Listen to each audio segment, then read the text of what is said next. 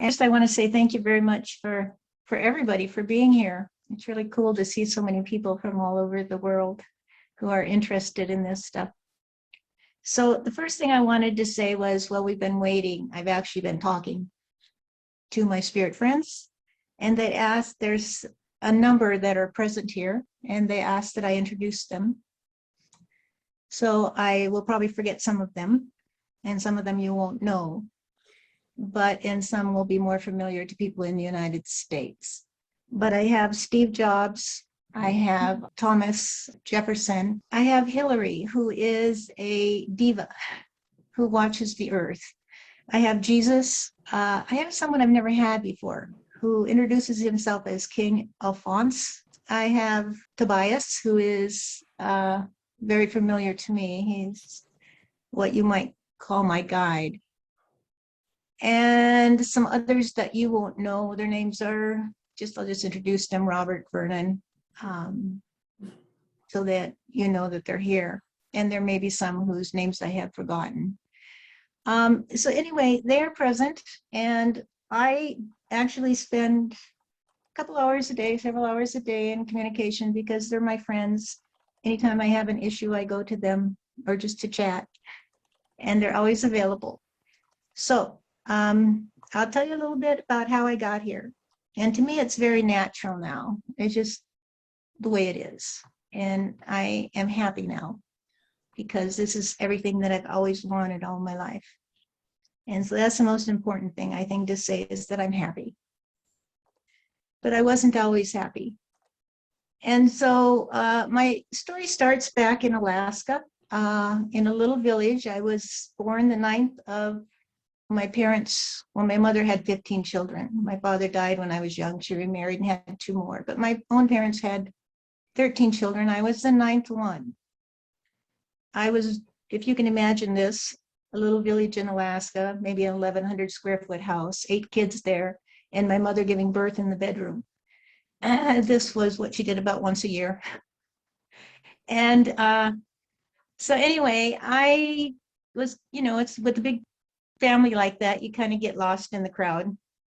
But I stood out a little bit because the oldest 5 were girls, and then there were the next 5, the middle kids were 4 boys and me, and then the last 5 were mixed. So I was the girl among the boys and grew up among the boys. When I was a child, and I don't remember all of this, I didn't remember all of this until I've been told a lot of it. I just remember bits and parts. Apparently, I was in communication with spirit from the time I was very, very young. And my mother caught me talking to Jesus, and she was very upset because she was raised as a Catholic. And she was like, how would she even know who Jesus is? She's only a child, a small child, so it must be demons. So she forbade me ever to talk to him again, and I was hurt very, very deeply. I was like, but he'll feel bad if I don't talk to him. And she said, you must never. And she didn't tell anybody because she was afraid that they would do an exorcism on me, because she really came from a very strict Catholic background. But she was always kind of leery of me, and I never really understood it because I didn't understand the whole story until she came to me here after her death and explained it all. So when I was 3 years old, I wandered away in the winter in my little snowsuit, and I got lost. And my understanding is I crossed over, and I was met there by somebody who hadn't been born yet. And that was Steve Jobs. And my name, so you understand this story, was not Stephanie at that time. It was Dorothy, which was after my mother. Anyway, I don't remember a lot about it, except that something happened when I was 3 years old, and my dad started to write the story because he was a writer, but he never finished it. So I don't know the whole story from his perspective. But what I do know is that I would throw tremendous tantrums after that, because I was so frustrated, and that I couldn't take them to the beautiful place that I had gone and seen, that I couldn't talk to anybody in spirit. It was just I would just lay on the floor and just sob and sob and sob. And I do remember that very well. People would just step over me because they were just like, you're just dreaming it all. So anyway, I grew up and eventually just went on with life, and not much happened other than, well, some things happened in my life that were kind of like little reminders. Uh, and when I was 9 years old, my father died. I loved my father very much. We're very close to him. We were very much alike, and my 11-year-old brother. And we moved from Alaska to North Dakota. Life changed for me. You might say over time, I just became very cynical. I was being raised, I was going to Catholic schools, and I just couldn't buy it.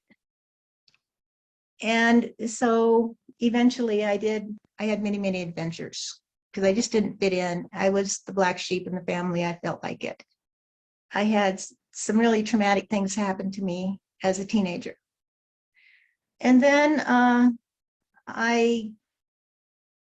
when I was 20 years old, after having been raped several times by different people, and not date rapes, pretty violent rapes, I decided to kill myself. So I took as many pills as I could find and disappeared. All I knew, this is back in 1970, so think back to 1970. I'd never heard of a near-death experience, never. All I knew was I had died and come back. And I didn't know how to explain it, that there's just these different realities. And so that's all I couldn't talk to anybody about it because they already thought I was kind of wacko, and I didn't want to make it any worse. And right after I came back, the one thing, what I understood from this experience clearly was, Stephanie, no, you're just going to have to come back and do it over. So you might as well get it right while you have the opportunity. And so I understood that I was presented with a choice. I could go back and do it over and get it right.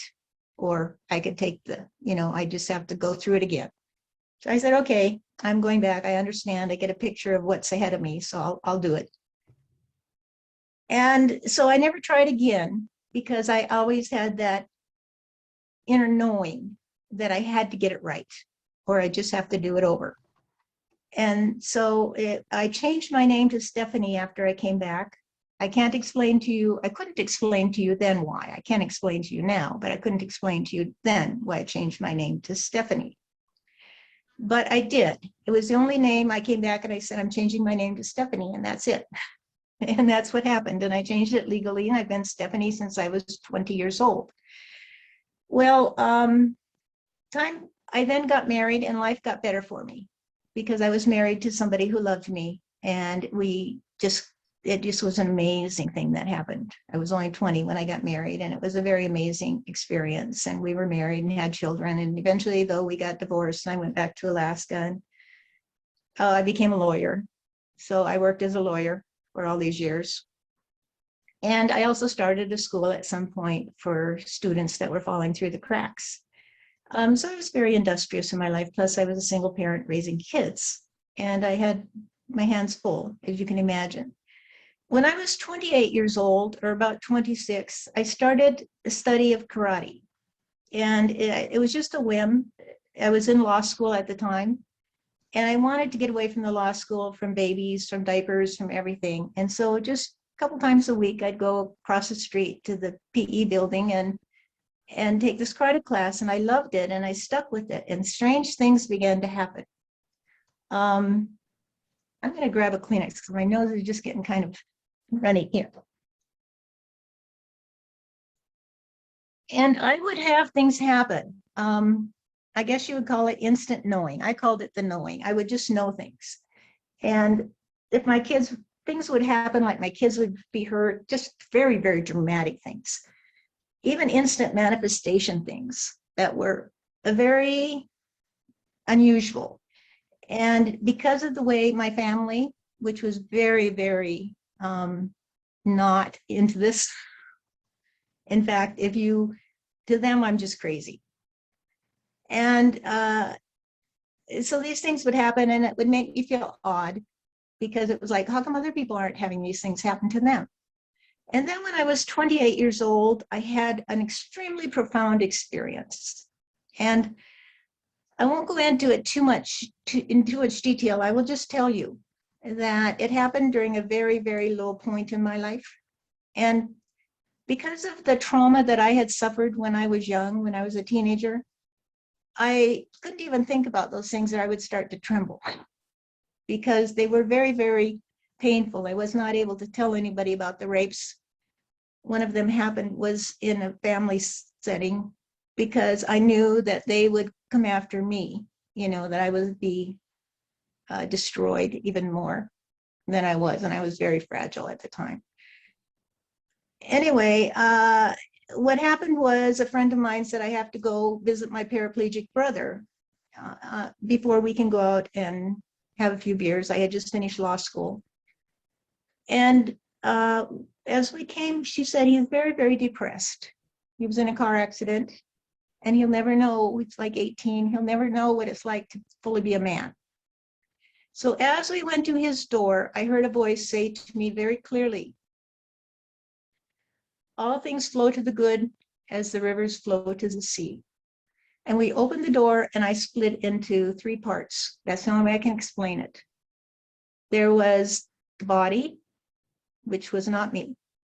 There was what I called the puppet master at that time. I now call it God energy, but at the time I didn't really subscribe to the idea of God, because by then I had become so agnostic from just resisting everything people were trying to tell me.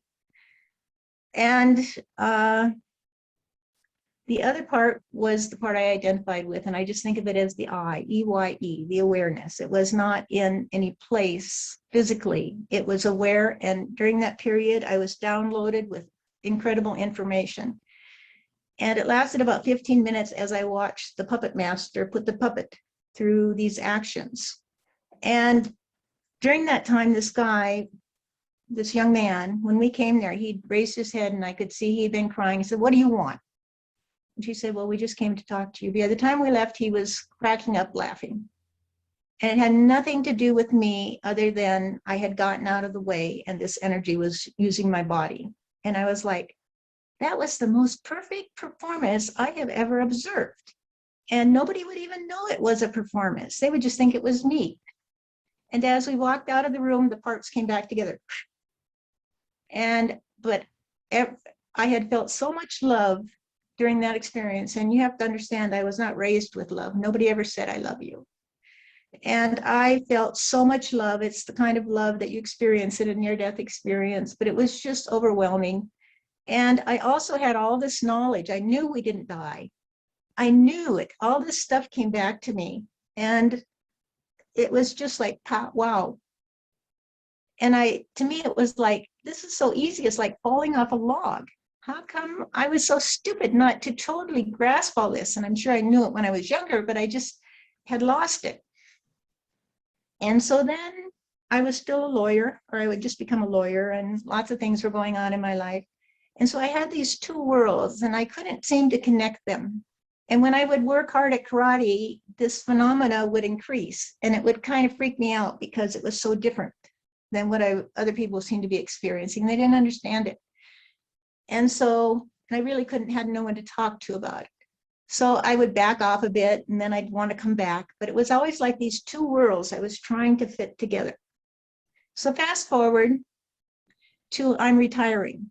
And I have lots of things going on in my life. I have kids, grown kids with kids who are having all kinds of issues. And I'm trying to be the super mom and help them resolve all their issues. And it was just wearing me out. And I was so depressed. And I had retired and moved from Alaska back to North Dakota for certain reasons. And one day I said to myself, I think this was critical. I said, I can't keep doing this. I can't kill myself because I would not harm the body. And it's just not something I see as an alternative. But I don't want to live this way anymore. And so what I want is to give up my ego and reunite with God. Because I remembered that experience when I was 28. I just want to return to the God energy. And bam, things began to happen. The first thing that happened is I woke up shortly after that. Well, things were happening before that. many things that I won't go into. But I woke up and Thomas Jefferson was standing at the foot of my bed and he's trying to talk to me. And I'm like, this is weird. And it's kind of like, and I get from him that I was a favored slave. For those of you who are not from the United States, you may not know the story, but Thomas Jefferson had a slave mistress for 40 years. And that I was that slave. And I was like, no, that can't be. And then a little after that, I connected with Steve Jobs. And from then on, it's been Steve and Steph. And he informed me not long afterwards that we were what you call twin souls, a twin soul. I had no idea what that was. I had to look it up. I was confused. It's just like the two sides of the circle. Everything has two sides, and it's the female and the male counterpart, the lover and the beloved. Everything is the lover and the beloved, everything. Butterfly and the flower, up and down, right and left. And so gradually, we had many adventures, many astral adventures. I then became introduced to others. It was clear. But I also went through one of the darkest times of my entire life. It was very, very dark and very, very difficult. And I understood afterwards that I had to go through it. It was like crossing a turbulent stream to get to the other side. I had to, every pain and incident and resentment and whatever else, whatever I had in my aura was coming up to be experienced. And I just had to go through it. And it was very, very, very trying. And I think of it as climbing the mountain and you're just to the top and the wind's blowing and it's going to throw you off and it's horrible. And you're just clawing your way through the snow because you don't want to give up. And finally you get to the top, but you're barely hanging on. And then you get the clarity, but then you have to come down again. And so the descent was a little bit fearsome to me because I was hearing people talk to me all the time. And I wasn't accustomed to some of them. And so it would be, when they'd start talking to me in the middle of the night, I'd start to shake because I didn't know what they were going to say. But it always was loving and kind, contrary to some of the push that had come to push me to that point. And recently, more happened. So let me just tell you I was an attorney and I needed evidence. So let me tell you one of the most dramatic things that happened with Steve. So one day he said, Steph, go get your car key. And I was like, okay, are we going for a ride? And he said, just get it. And so I got the car key and he said, just put it in your pocket. And I did. And I said, what are we going to do? And he just said, just keep, you'll know. And then he said, I want you to lay on the bed after a while, an hour or two. He said, I want you to lay on the bed and we're going to work on some astral travel. It was early in our relationship. And I said, okay. And so I had a sweatshirt on and I had the key in my pocket and it was a fob and I only had one. So I was very, very careful all the time. I carried it around to check it and make sure it was there. So I took off my sweatshirt, hoodie, and checked to make sure it was there and set it beside my bed and lay on my bed. And for an hour we worked on this and there were dramatic things that happened, but I won't go into all that. There's just so much in this story. And after about an hour, my granddaughter came to the door. She was living with me, my grandkids, and knocked on my door, which was locked, and said, Grandma, it's time to take me to swimming. Oh, I forgot to tell this part important. As I lay on the bed, laid down, Steve said, the job for today is to get the key from your pocket down to the bowl by the door, which was downstairs. And I said, yeah, right. Whatever he told me in those days, I'd be, yeah, right. And it all turned out to be true. And so anyway, I get up and I reach for the hoodie and reach for the key and it's not there. And I'll tell you, I was in shock as I walked down those stairs and there was the key in the bowl by the door. And it was like, okay, Steph, you're Dorothy. Somebody tease me and call me Dorothy. Dorothy, you're not in Canvas anymore. And anyway, many, many other things happened. And so recently what the game got upped. I had tried the pendulum once, but the energy was so powerful that it just knocked me for a loop. And that was one of my difficult periods because it was just all the time. I can't even explain it. The energy would be I can feel the energy. It feels like it's in my heart or in my chest. And but it's not a physical thing. I'm just aware of it all the time. And especially when Steve's around, it's like, because he's kind of active. But it was just out of sight and I couldn't sleep or breathe. I wasn't used to it. I didn't know what was going on. And so I went a year or two before I picked it up again. And what they tell me is I have it right here. I'll show you. What they tell me is I don't need it, but I like it. And I've become accustomed to it and they've become accustomed to it, because what it does is it gives me that little edge of confidence that something physical is actually happening. And it's, because I deal with telepathy.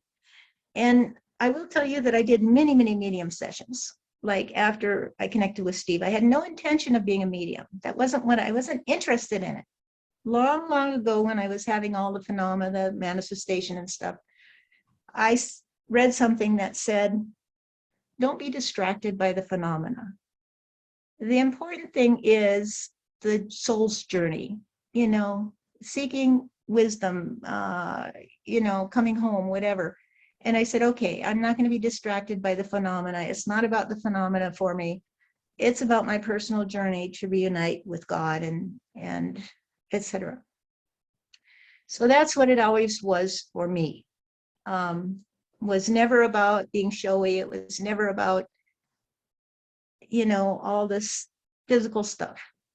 But anyway, I did about 1,000 mediumship sessions for people, mostly grieving parents. And that helped me gain a lot of confidence because over and over again, they'd say, yeah, that's right. Yeah, that's right. So that helped me, because when you have telepathy, if you do, for those of you who know how it works, it's a thought system. You always have thoughts in your head. You're always talking to somebody in your head. Listen. But what's happening is when your aura is dense and when it's occluded, you're getting a lot of backlash from your own thoughts. Your mother's talking to you, your father, whatever, you're somebody saying, oh, you're stupid, whatever. There's always somebody talking to you in your head. Once you clear out all of that garbage in your aura, you will connect clearly, and it's instantaneous. So anyway, using the pendulum really gave me confidence. Before this, I would, as they were talking to me, I'd type everything up. And since starting the pendulum, I couldn't do that anymore. So I record it. I say it aloud, what they're saying to me, and I say what I'm saying, and it's just like a conversation, only I'm repeating what they say or saying it aloud. And so that's where I'm at. And since the first, there's too much here to go into, but I've been doing this for about 4 months, 5 months, I don't know. And already I have enough for 5 books. The first book that I wrote was not the first of the conversations, but I just took all the conversations. What happened was one day I was talking to one of my correspondents and he said, I wish my family knew I was here. I wish that I could get through to them. To them, I'm dead and gone, And I said, well, I have an idea. Maybe you could talk to people in my Facebook groups and they could talk back to you, and it would begin to create a dialogue between here and there. And I'll just translate what you say, and then others joined in, and we began a dialogue on Facebook with some of my friends on Facebook and those in heaven.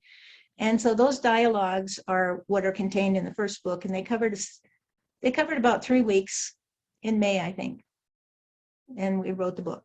And since then, like I said, I have enough material for about 5 books, but because I've been moving and very, very busy fixing up 2 homes and doing a lot of things, I still talk to them every day. I record it and then I transcribe a lot of it, but I haven't had time to begin to put them into books or, get it organized into books. And it's pretty easy because I just, what I hear, and I just transcribe it, and it's always word perfect.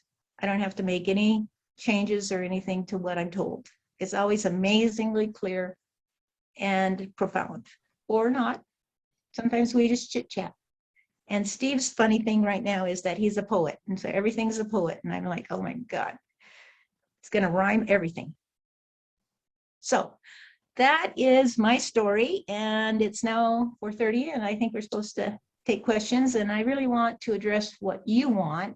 And I can give a demonstration. And if you want to talk to anybody, that's fine. We can do that too. If you have questions, we can find out. Because I'm not necessarily answering all the questions.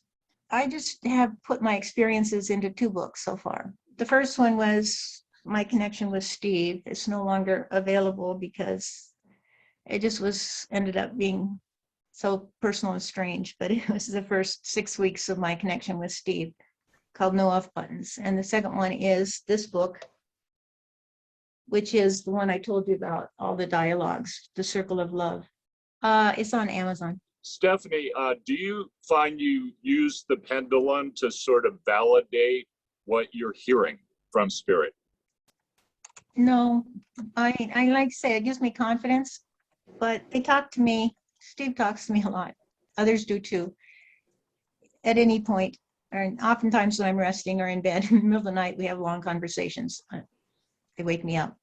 But it's not necessarily to validate what I hear. It just gives it more, well, in a way, maybe it gives it more clarity, but it's not like I hear something, then I go to the pendulum to see if it validates it.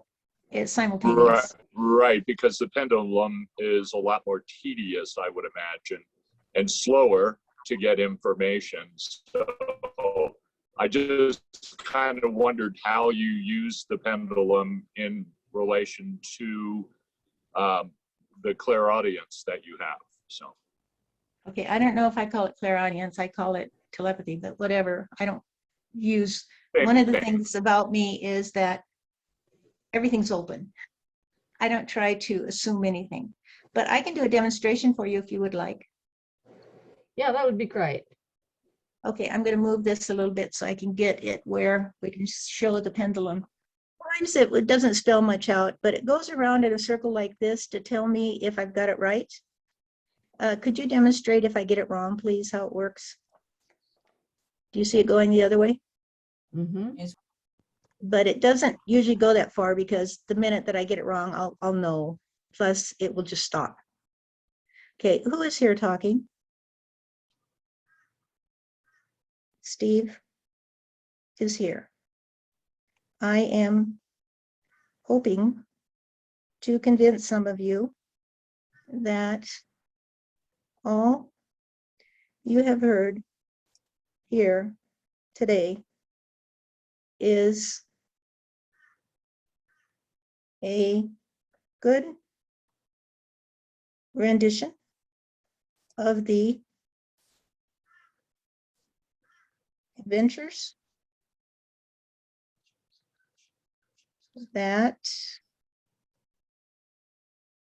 Steph and I have experienced since we connected, and I'm always here for her, as well as others who have questions and would like to know what I have learned since I crossed over. And then the circling tells me that I got it right. Do you see that? Thank you, Stephanie. Yes, we could. So, you know, like I said, if anybody has any questions, I will let them answer. Yes, good evening, Stephanie. I have a question actually. When you say the good energy, I interpret that as what we found to be called pure energy by the other side, which facilitates a sort of cast iron link between their side and our side. Is Steve aware of that, and is that a correct interpretation, please? So what you were asking, I need to clarify that question because I wasn't sure of it, but they probably understood it. So what you're asking is if it's something about pure energy? Yes, what you term as good energy.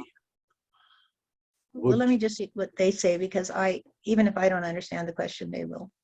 Okay, thank you. Open communication is a process of connection between here and there. If you open your heart to the realization that we are all a little bit sad when we are on earth because we can't remember how to connect back to source energy. Steph has accomplished this through a good vibration on love for herself, for others, and for God energy. This is what it takes. And what this means is that you are open, that you will listen to others and not condemn them, not judge them, and not resist the efforts of your own soul to reconnect through open communication. In open communication, any one of us can talk through Steph or directly to her, as the case is, because she comes to us with all her problems and we talk to her about them. And we have developed a very good rapport with her through our continuous dialogue. Who's talking, please? So that's still Steve. Okay, so the one thing is that when I am doing this, because it's of the way that the pendulum works, I'm not in touch with some of the other things that tell me who's there. And so I have to ask. And I can tell sometimes by the way they talk, you know, the idioms they use and stuff, their personalities. But I always, if I have any confusion, I always ask. And what I was told is that they must always reveal their true identity. Yes, I don't know if this is the obvious question, but has Steve Jobs ever discussed his role here with starting Apple and, you know, the iPhone and all this, which is revolutionary technology? Well, we've gone over his entire life in great detail, and not only his entire life, but you must realize that when you cross over, you don't stop growing. You Right. don't stop evolving. And so we've gone through some rough times and some good times together, because here's something that you really need to understand. When you're on Earth, this is your opportunity. This is your chance to get it. Because when you cross over, when you go to the other side, you go into a happy vibration. Heaven is your happy vibration, and everybody there is happy, and everybody goes to heaven, and you can go to hell if you want, but only if you want, and only temporarily. And so everybody goes to heaven, and everybody's happy because they're in a happy vibration. Doesn't mean that they're necessarily nice the way that we see it, because they just speak their mind, and everybody is go, oh, you know, thank you for sharing.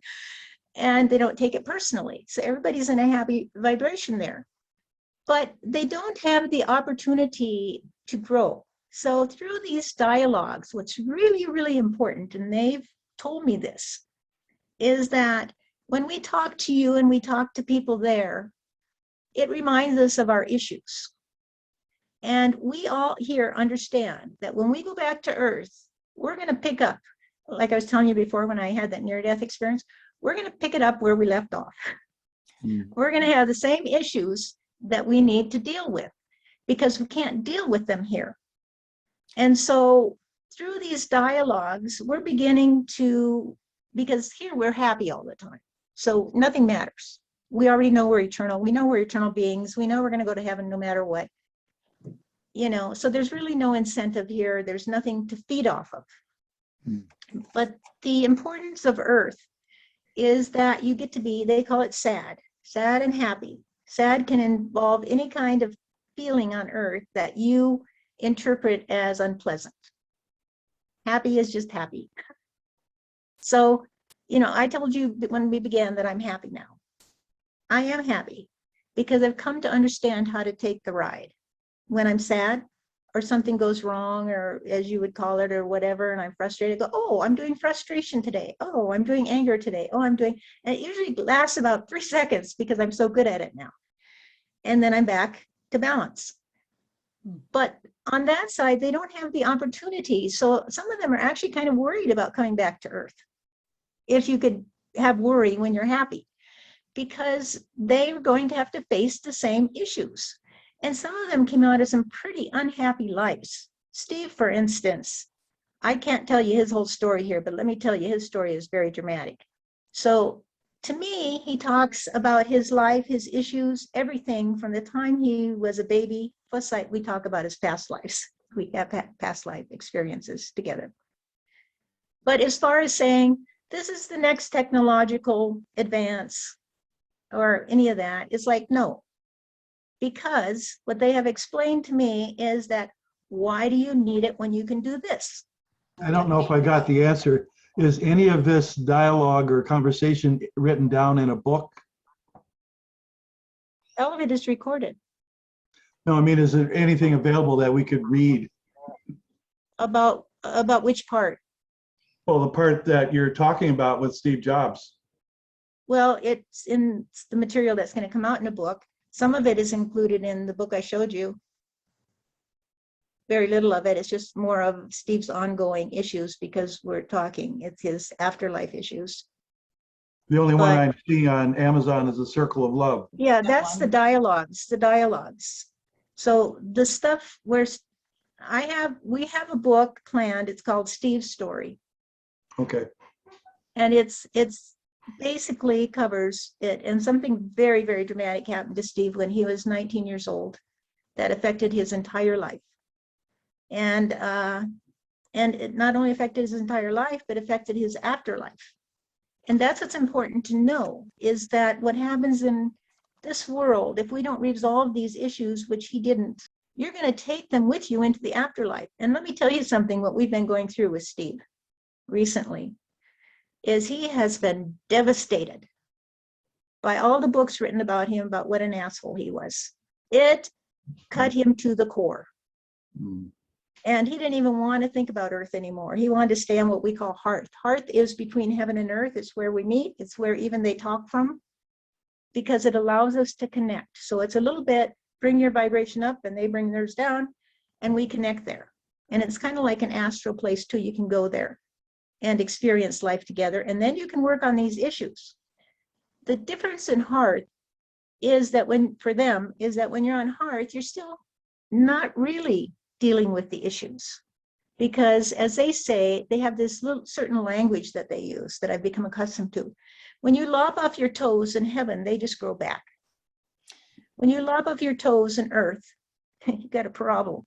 Good luck. And you don't have that problem in heaven. Yeah, I'd be interested in hearing from Steve. The condition that led to his end of his life on this planet, was that part of his life plan? And if so, how did that fit in? Well, yes. How does it fit in? That's a big question. But it was, boy, that's a big question. But obviously, all his end of life illness and his difficulties are tied into some of his thoughts and ideas and emotions during his life. You mentioned that Thomas Jefferson is one of the voices that comes through for you. And I've noticed that he's come through, a few other people have channeled him, one being Roberta Grimes and another, the medium Jana Anna. And I thought it was interesting that he is so present right now today. Can you tell us from, or maybe through him, what are his biggest concerns right now with what is going on that he wants to help us be aware of? Okay, well, the first thing you need to know about Thomas is, he would say, is I love the United States. And I care about it desperately. And I'll just tell you, rather than, take up time having him explain.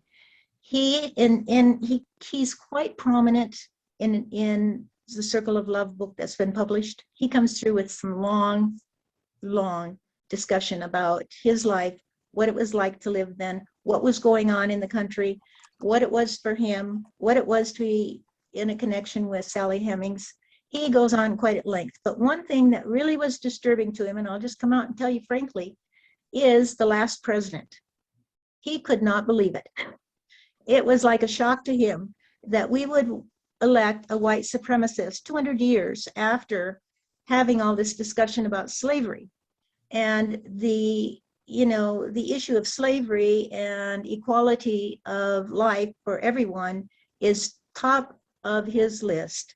And he is very engaged in this country and in wanting to help this country advance and stay true to its ideals. Thank you for your presentation, Stephanie.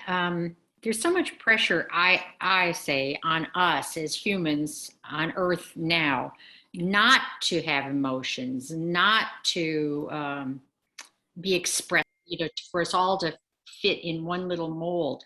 And it sounds like that might be what we're here for, is to experience sadness, to experience anger, to experience they have all these emotions, so that when we do transition to there, we've had these experiences that we've learned from. But it seems to me in society, we're pressured to stifle those kinds of emotions. And I'd like to know what kind of messages you're getting about that. Definitely don't stifle them, take the ride, is the message. And what we deal with is we deal with fear. You know that fear and love are basically the opposites. And the fear of the ride, fear is nothing. Once you've taken the ride, where's the fear, But I want to tell you also that that emotional balance is, I told you that I talked to these others. I also talk to God energy. And that is very, very valuable to me. I haven't been doing that very long, a month or so, but it has helped me clarify lots of issues, but for myself personally, and to understand things. And in my relationship with Steve, it helped me figure things out so I could go back and we could work it out. But the emotions that you feel here, the sadness and everything, this is part of the balance of the universe. It's what enables life to continue. Doing your time on Earth, so to speak, is part of the eternal balance. You are an eternal being, but we are also in an eternal universe. And when people are what happens is people act in really, really weird ways when they're afraid to take the ride. When you're afraid to be angry, when you're afraid to be sad, when you're afraid to take all those frustrated, you will act out in ways to hurt other people. I could go on and on about all I've learned and everything, the karmic rounds and everything. But essentially, the Earth-Heaven cycle is essential to the balancing of us. We are it. We are the totality of everything. It is us working together, and forget what society told you. As Steve was just saying to me the other day in one of his weird poems, everything you read, throw it out. Everything you hear, everything I'm saying, throw it out. Go discover yourself. Go find out the truth for yourself. And because it's always changing, it's impossible to know who you are. That's the issue. Who are you? You are the one who is always, I think Abraham says this, at the cutting edge. You are the one who is creating the world. Co-creators, and we're doing it together. Great. Thank you, Karen. Stephanie, thank you so much for your presentation today. It was wonderful. I have a question about your relationship or what you were knowing or reading about or whatever with Steve Jobs before he died. Was there any association between the two of you? I mean, if you're connected souls, I wonder if there were missed opportunities that you both had to connect. There was synchronicity. I never knew who he was. I didn't know who he was. It was a total surprise to me. I knew the name only because I'd heard of his last words, wow, wow, wow, on his deathbed. And that was what interested me. Other than that, I had no clue who he was, other than he maybe had something to do with Apple, but even then it was hazy because I never had an Apple product. But to give you an example of synchronicity, Obviously, I changed my name to Stephanie. Why did I do that? Stephanie and Stephen mean crown, and it has to do with crown chakra and all these other things. But it's important. There's tons and tons of synchronicity and metaphor in our story. But for example, when we left Alaska when I was 9 years old, I chanced upon a letter from my mother. And the letter was sent to my grandmother. And she was talking about moving to California into the very community where Steve lived, because to stay with her brother. She decided not to, and we ended up in North Dakota. But that's an example of the incredible amounts of synchronicity. Thank you. I just wanted to know, Stephanie, what information, or are you getting any information from Jesus? I think you mentioned him as one of the spirits, one of the entities that you're able to contact. Yes, I do get information from Jesus. He steps in, and he's not quite as other people see him with me. He's a lot more human. Okay. What kind of information does he give you, or can you say? Oh, well, just addresses whatever issues on the table. But I would say most of all, the message that he has is for humanity is stop talking about me as the only child of God. Stop seeing me as the way to get back. Realize that I am just like you. You can talk to me like a brother, but don't, and take me off the damn cross. Really? I love that. That's his main message. I'm here, and he's always there if you need him. But I have so many people I talk to. To me now, Jesus is just one of he even says that himself. I'm just one of the chickens. And I do want to say this, because I want to say this before people do start leaving. I have had to cancel them for the last month or so because I've been so busy. But I do Zoom sessions where anybody can come in and ask questions to those on the other side. They are communications between there and here. So we can do, so basically we're doing real-time conversations. And I have groups on Facebook. I have a little group called Explorers, and that group is for people who are really open to this, not just people that are, you can come if you're just interested, but I don't want people in there who are wasting our time. Another group I have is Now We Are Awake on Facebook, and I also post the Zoom links on there. I've had that group for a while.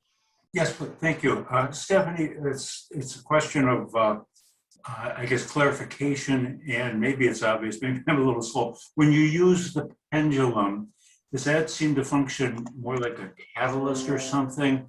So when you are getting the answers, are you getting them through the telepathy, or are you literally reading off of the chart you have under the pendulum, and kind of like it's a typewriter or something like that? Both. So as I said, it'll circle around and around to let me know that I'm hearing correctly.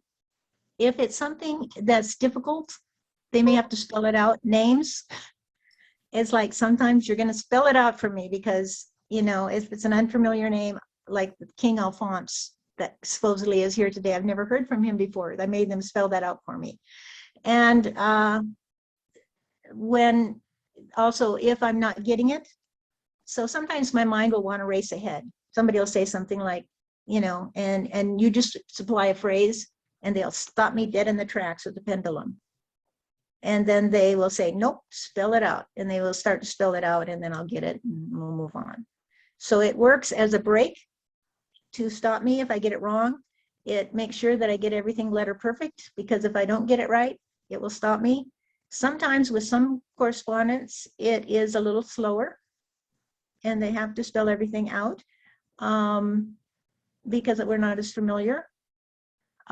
With others, like I say, I talk to Steve all the time, and Thomas and others. So I don't really need the pendulum. In fact, Thomas was like, Stephanie, put the damn pendulum down. You don't need it. And I'm like, no, it's my safety blanket. I gotta have it. So they've gotten used to it, and I've gotten used to it, and it's what we use. And it usually goes about the speed of the demonstration that I gave you. So it's when I go to transcribe it, it's a little bit fast for me to transcribe accurately. So I have to sometimes go through twice to get all the words when I transcribe. So I can't quite transcribe as fast as they talk.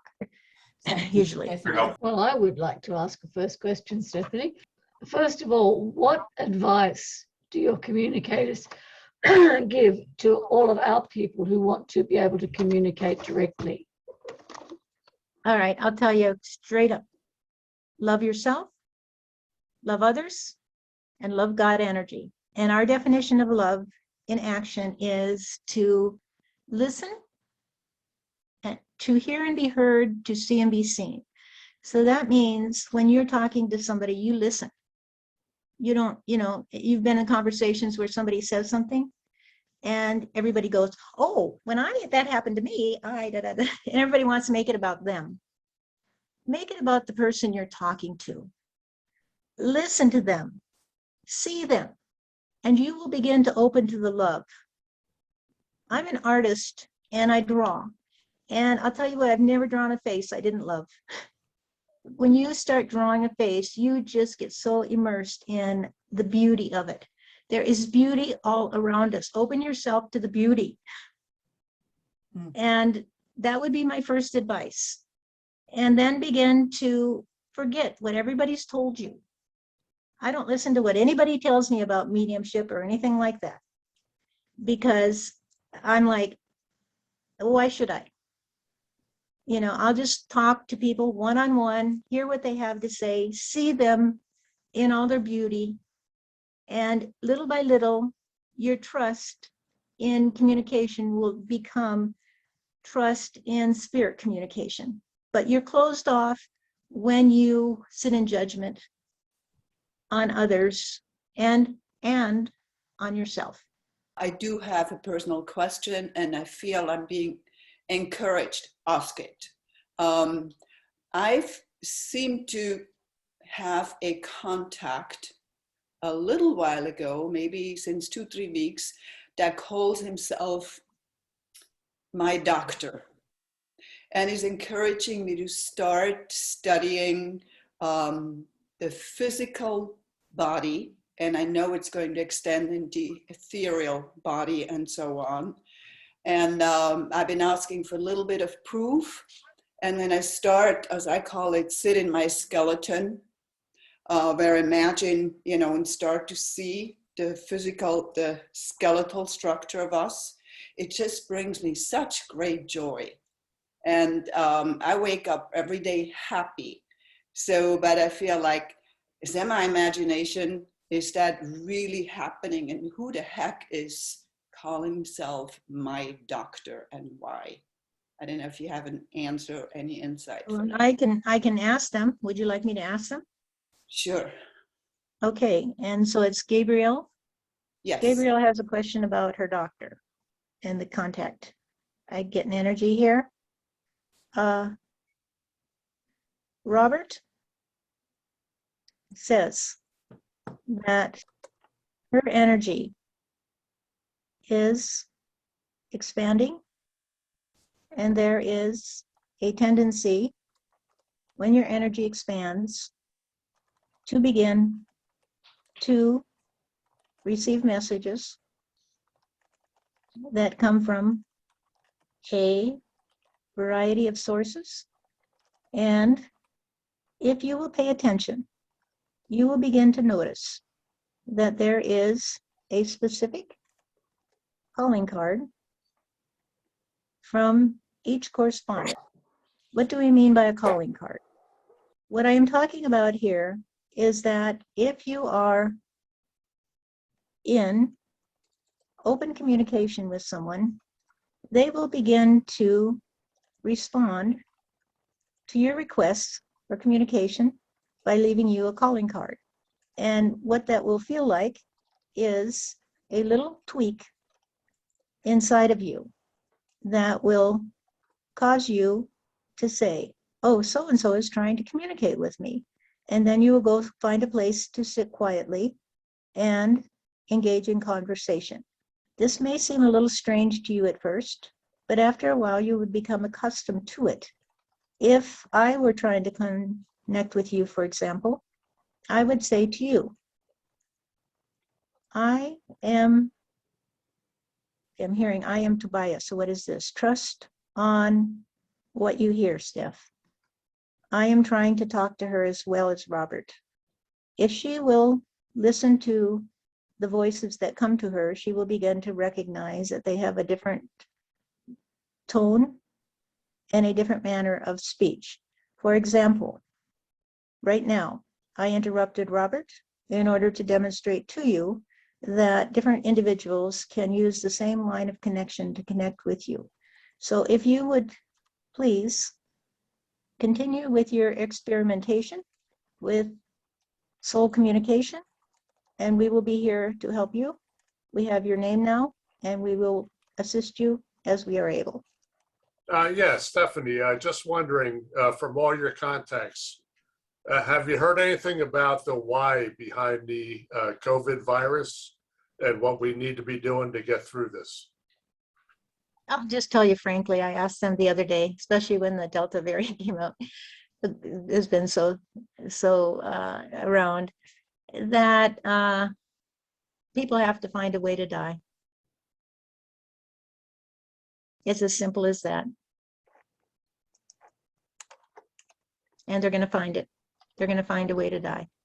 And we've been keeping people alive beyond where they are ready to go. And so you mean population control, getting on to the next phase of life, or? That's, well, I can ask them right now. What do you want? Is there anything beyond that? You know, and see who responds. Steve is here. Let her talk about the awareness of reality as a shifting mirage. So what you are seeing is the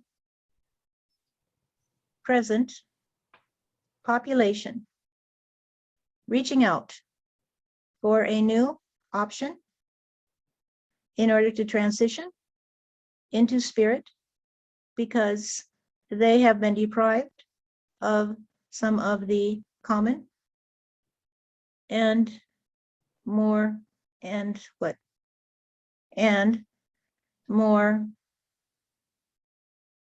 recognizable forms of death because of advances in medical science. And so you're going to see this happen. It's a global thing and not an individual choice. Okay, perplexing, but I'll take it. Thank you. What is perplexing to you? Just that, you know, we have been through an awful lot, but the net effect on the population has not been all that significant. So we'll see. Right, but there's how many people that found a way to die? Okay. You're right. You know, we look at it, you can look at it from the negative, sort of the underside. It's like you flip things over and you see you're an eternal being. There's nowhere to go. But here, you're always here. Wherever you are, you're always here. And so what you're seeing is your world.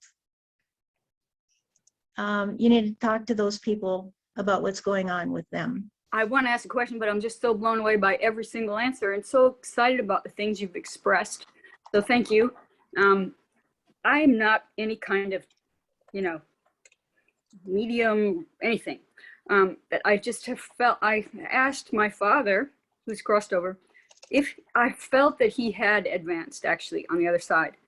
And I felt a resounding yes from him that he had moved. And so I'm perplexed by your saying that, you know, people can't advance on the other side, because I feel that my father did. And he, you know, he was in this life just working. And anyway, so if you have a way of addressing that, I'd like to hear what you have to say. Thank you. Surely. So when you're on that side, they've said to me, you know what, everybody here is ruled by our ego. We think we're going to go back, and we're not going to do that again. We Mhm. are going to do it right when we go back to Earth.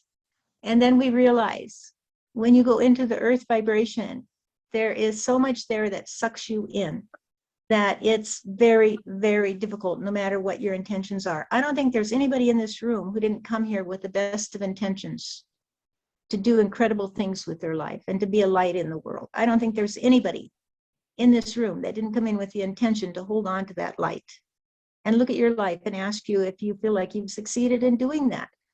It's, or did the Earth, did your family pull you in? Do you have, into beliefs that are undermining you? So I've had some very, very good, in fact, there's one from Thomas Jefferson's brother, Randolph, who was a slave owner. And he talks, and I thought that was very, very good. And what he talked about was that he was a slave owner who, impregnated a lot of his slaves and then beat his children and da da da da da da. And when he got to the other side, he thought all those slaves were going to attack him. And he said, all these black hands were reaching for me. And I thought, oh my God, I must be in hell. They're going to kill me, do something to me. And they said, give it up, Randolph. What a fool you are. What you need to understand is that when you went into that life, you went into it with the belief that everybody was equal and you would treat everybody that way. And look what happened to you. So it was a good lesson for you, Randolph, that when you go into the Earth vibration, you're going to be hit with all this, pardon my language, but shit. And you have to somehow hold on to who you are. If you look at all the lifetimes you've had, if we could shrug it off after one lifetime, you'd be done. You'd go, wow, I get it now, because they get it on that side. But the question is, will they get it when they come back here? And that's what these dialogues are doing. They're giving them the opportunity to talk about the beliefs they have, because they're stuck with the belief system that they had. I've seen it. They'll just be stuck in it, and they're struggling to escape that, but they're happy. So it's like going back to kindergarten again, being happy. You get your food served, you get your snacks, you get nap time, and then you have to go back into the jungle. Can you do it? So yes, they do progress. We all progress. When we go to the other side, we just go back into the light. We see the light. But then we come back to Earth. And then when your dad comes back to Earth, I might ask him the question, when he's about 40 years old. How's it going, Dad? How'd you do with those issues you had when you came in? I was going to kill myself at the age of 20, I came in with the ability to talk to spirit, and I was going to kill myself at the age of 20. This is what life does to you. Yes, I would. It's just a comment that somebody made, that somebody gave Sai Baba a cross, a crucifix, to bless it, and he said, "When will you Christians take Christ down from the cross?" Yeah. Can I tell you the symbolism of the cross? I never got it. I spent my whole life trying to figure out what this was all about, And Jesus told me. He said, it's the cross of good and evil. Of? The cross of what crucified me on the cross of good and evil. We don't, good and evil is an illusion. Oh, good and evil. Yeah, Because there's nothing but good. In truth, in reality, everything flows to the good as the rivers flow to the sea.